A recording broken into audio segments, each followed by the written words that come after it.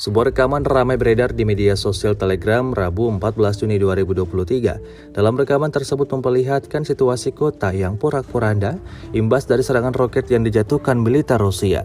Prajurit Rusia terus melanjutkan perang mereka, menyasar bangunan tempat tinggal di salah satu kota di Ukraina.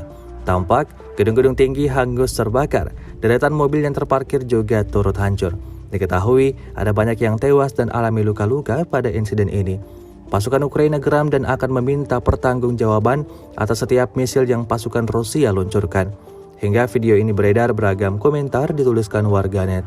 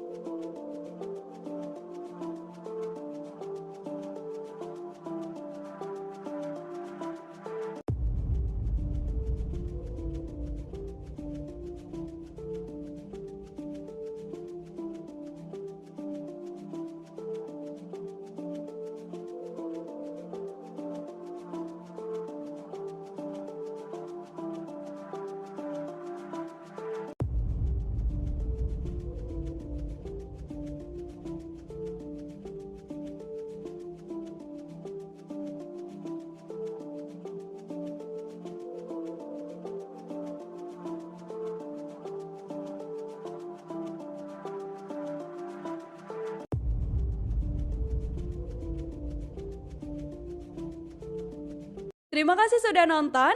Jangan lupa like, subscribe, dan share ya.